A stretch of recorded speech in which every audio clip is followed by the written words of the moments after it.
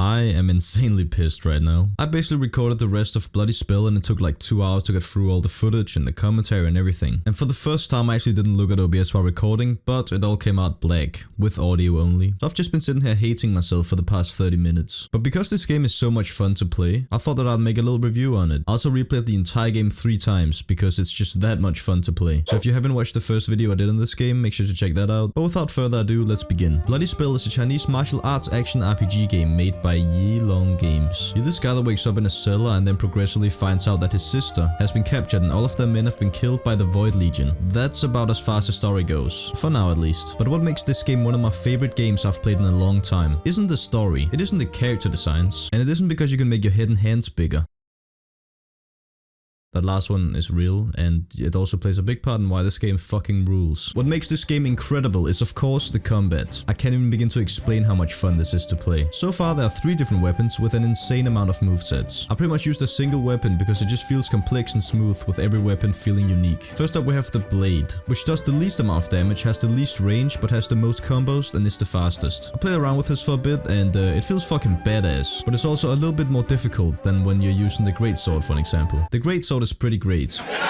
Big AoE, big damage, but slow attack speed. This is probably the easiest weapon to use, but that doesn't make the game easier, since the slow attack speed means that you'll likely get hit more if you aren't careful. However, what does make the game a little bit easier is the third weapon, the Staff. The Staff or Spear Staff has good AoE, good damage, and good attack speed. You have good aerial control, lots and lots of combos, and it just feels great. In fact, all of the weapons feel incredibly fun to use. Using the Blade and the Staff literally makes me feel like a martial artist, and I have no fucking clue what that's like. The complexity in combat is actually insane. Not only did I put 5 hours into just playing around, owning everyone, I haven't even unlocked and mastered every weapon and combo yet. You can actually have 2 weapons equipped at the same time in this game, and changing into either is such a smooth transition. The amount of combos are in the thousands with only 3 weapons in the game so far. We'll be getting a hammer and a halberd in the future, and you're damn right I'm gonna play it when we do.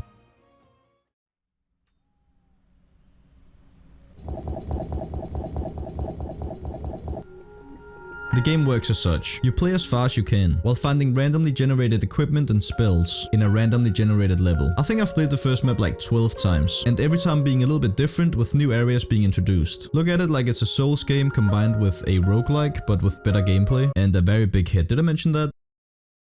It's fucking hilarious. So you fight through monsters, gear up until at the end of the level you'll fight a boss. The boss fights in this game are surprisingly fun, without being too unfairly difficult but also not easy at all. Take this first guy for an example. He's very slow but does a lot of damage, so if you don't know his attacks you're gonna get fucked up. However, this doesn't mean that you need to go through a hell of trial and error, as the combat is so fast paced and complex that if you take it slow and dodge or parry a lot, you can pretty much learn their moves in 1 or 2 fights. If of course you meet the same boss, cause there are like 2 bosses in each map, which again is perfect for replayability.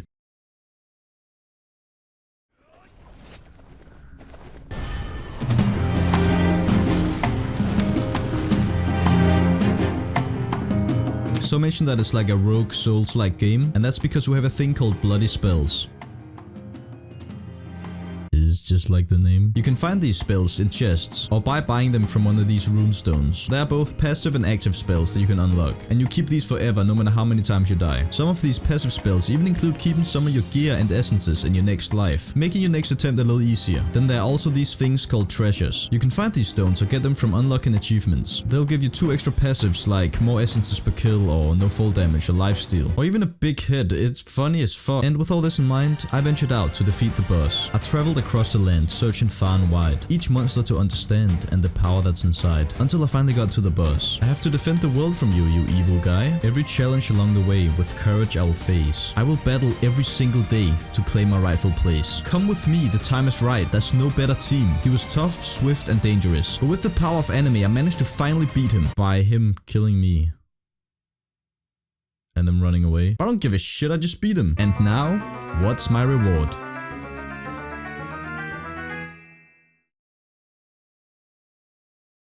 Yep, I've had enough of this game.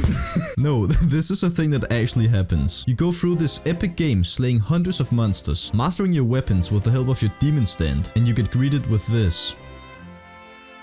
I mean, what can I say? It's a 10 out of 10. Also, here's the audio from the playthrough with some footage I already have. Please enjoy. But who is this? I can't understand it. That's a shame. Dude, I don't know if I'm... Oh, yes.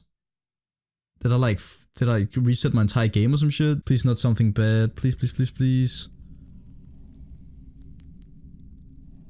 Oh my fucking god, are you serious? You fucking asshole! And that was how I found out that the game hasn't come further in development. But no joke, 10 minutes after that happening, I just replayed it for like 2 hours. Even with only 2 maps and 4 different bosses, the game doesn't feel repetitive when you're learning the weapons and doing sick combos. I'm so glad that I found this game, but I'm also very sad that I now have to wait for more content. At least I know the small team is working hard on the game. How do I know this, you might ask? Well, I met them.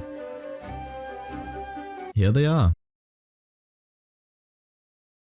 Let's go do this fucking good shit. You can get into this room after the first boss and they'll say things like, winner winner chicken dinner. So you proceed to just beat the shit out of them. It's also funny how there's a poster of Bright Memory, which if you remember is another game that I played on the channel, which I really enjoyed. It was a nice surprise to see that they have some sort of association. It seems to be a very small group of extremely talented developers who just know how to make incredible combat systems.